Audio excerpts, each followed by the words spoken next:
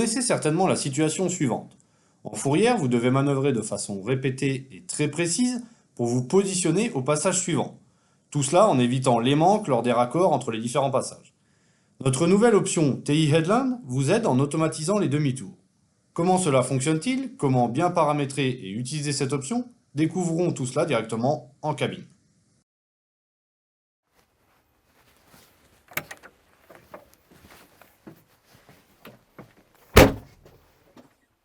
Après avoir réglé la largeur de la fourrière pour le Tichinotto, il faut continuer avec les réglages pour le demi-tour. Tout d'abord, entrons dans le menu outils via cette touche de raccourci, car il y a quelques paramétrages supplémentaires à effectuer au niveau de l'outil. Ici, nous devons régler la longueur totale de l'outil et également sa largeur totale. Par exemple, un semoir peut avoir une herse de recouvrement qui dépasse à l'arrière. C'est donc très important de préciser le gabarit total pour qu'en conditions normales d'utilisation, l'attelage ne franchisse jamais les limites de la parcelle. Nous devons également régler les rayons de braquage gauche et droit. Dans notre exemple, nous avons un déchômeur porté. De ce fait, nous pouvons utiliser l'angle de braquage maximum du tracteur, aussi bien côté gauche que droit. Ensuite, il faut tourner à fond la direction à droite et appuyer sur le bouton Record. Il faudra faire exactement la même chose pour le côté gauche. Revenons au réglage. Maintenant, nous devons définir le schéma de manœuvre souhaité. Nous pouvons choisir entre le demi-tour en U, bien connu, ainsi que le mode Parts Field, on travaille plutôt en planche, et les nouveaux modes K et Y-Turn. Ces deux derniers modes incluent la gestion automatique de la direction, même lors des marches arrière. Il faut renseigner d'abord la ligne de référence à partir de laquelle nous voulons faire le premier demi-tour, dans cet exemple la ligne 0. Ensuite, le nombre de passages jusqu'à la prochaine ligne à travailler. 1 signifie que nous allons travailler directement le passage suivant. Étape suivante, il faut maintenant indiquer la direction souhaitée lors du premier demi-tour. Ce sera vers la droite pour nous ici. Plus bas, nous trouvons les réglages avancés. Dans le cas présent, sur les fourrières 2 et 4, nous avons des chemins privés. On peut donc choisir d'agrandir la fourrière vers l'extérieur de 4 mètres, ici, ce qui facilitera les manœuvres.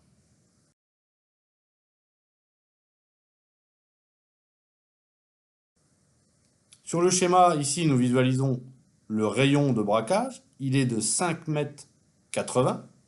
Il provient directement du menu outils. Et les 5 mètres ici correspondent au point où le tracteur sera en mesure de commencer à tourner. Cette valeur est propre à chaque outil et de ce fait à chaque séquence teaching.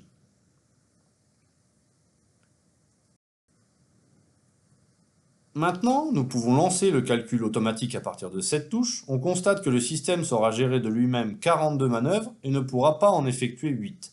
Si on regarde de plus près, on s'aperçoit que seules les 8 manœuvres dans les angles ne sont pas faisables en automatique, il faudra donc les réaliser manuellement.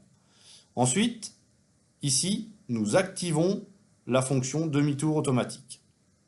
Regardons maintenant comment cela fonctionne en pratique. Sur le terminal, nous voyons que nous avons déjà travaillé une partie de la parcelle. Nous voyons que le Tichinotto est activé et que le demi-tour automatique l'est également. La prochaine manœuvre s'effectuera vers la gauche et nous allons bientôt atteindre la fourrière. La ligne de fourrière approche. Nous allons voir apparaître la ligne du demi-tour en K. Dès que nous franchissons la ligne de fourrière, le Tichinotto bien sûr active la séquence associée, c'est-à-dire la levée de l'outil.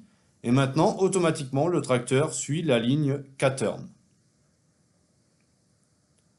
La seule chose que j'ai à gérer est l'inversion du sens de marche. L'inversion est faite manuellement pour des raisons évidentes de sécurité. Après quelques mètres, je peux maintenant repasser la marche avant.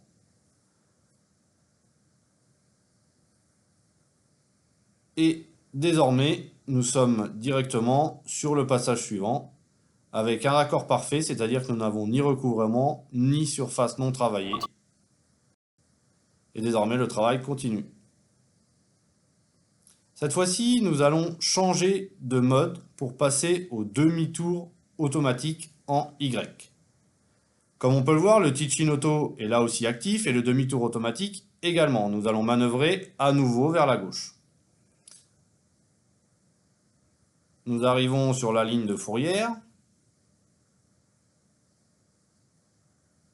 Lorsque nous franchissons cette ligne de fourrière, le Teaching Auto active la séquence associée et nous visualisons la ligne du Y-turn.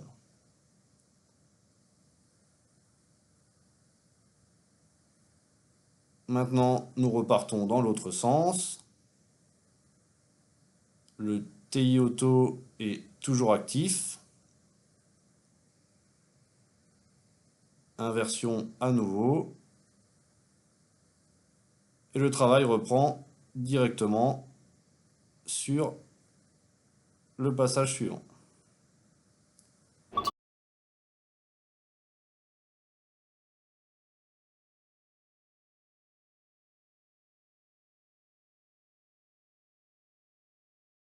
Avec l'option Fent TI Headland, il n'y a ni manque ni recouvrement inutile. On gagne donc en efficacité. Si vous souhaitez bénéficier de l'option Fent TI Headland, contactez votre concessionnaire qui pourra effectuer la mise à jour.